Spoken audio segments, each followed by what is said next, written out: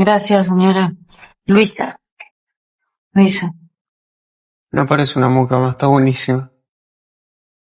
¿te ayudo? Tenés manos muy lindas. Se tenté.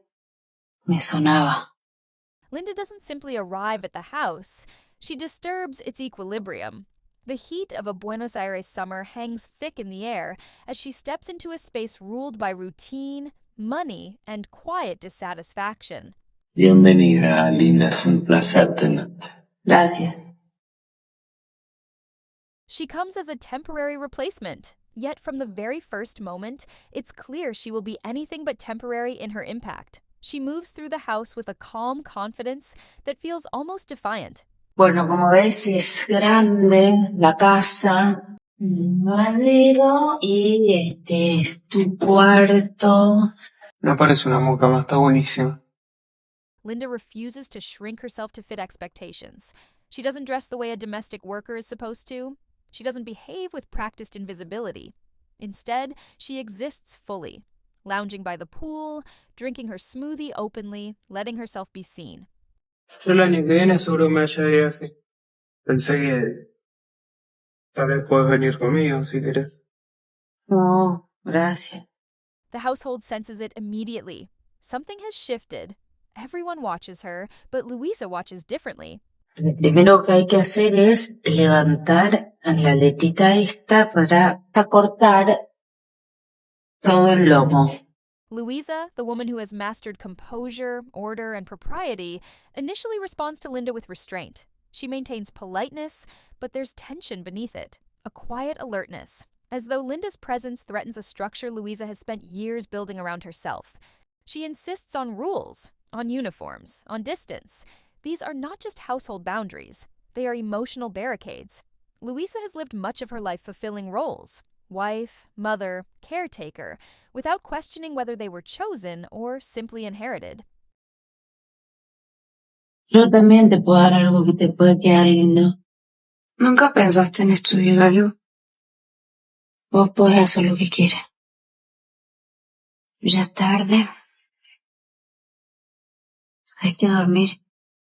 Linda's refusal to conform unsettles her because it exposes how tightly Louisa herself has been conforming all along. Yet, even in her resistance, Louisa can't fully look away. As days pass, something subtle begins to change. The tension between them doesn't erupt, it simmers.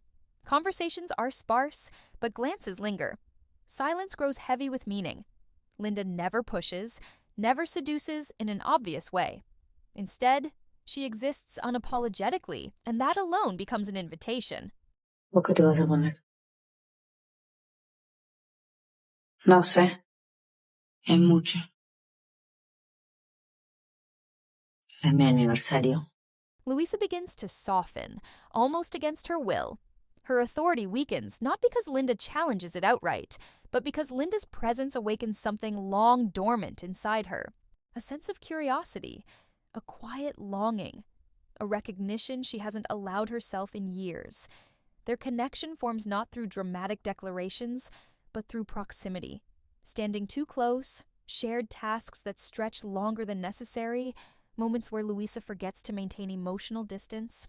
These interactions feel charged, intimate in a way that has little to do with touch and everything to do with awareness. What develops between Louisa and Linda resists easy categorization. It isn't a conventional romance, nor is it purely erotic, though desire hums beneath the surface. Instead, it feels instinctive, almost primal. Their bond is built on recognition rather than pursuit. Linda seems to see through Louisa's carefully maintained exterior, and Louisa, in turn, sees in Linda a version of herself she might have been. Freer, less restrained, unburdened by expectation. There are moments where their interactions feel almost wordless, driven by intuition rather than intention. This intimacy unsettles Louisa profoundly. She isn't just drawn to Linda, she's confronted by what that attraction means. Linda becomes a mirror, reflecting back Louisa's suppressed wants, her quiet dissatisfaction, her buried hunger for something beyond obligation.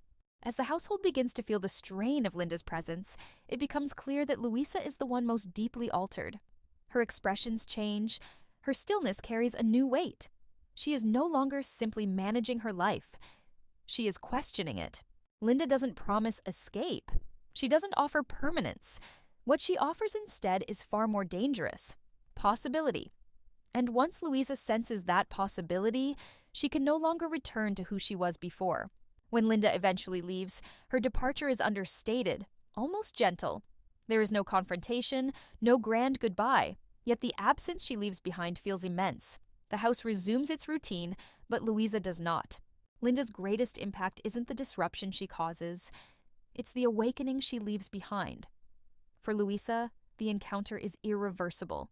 She remains in the same life, the same house, the same role, but with new awareness pressing against her consciousness.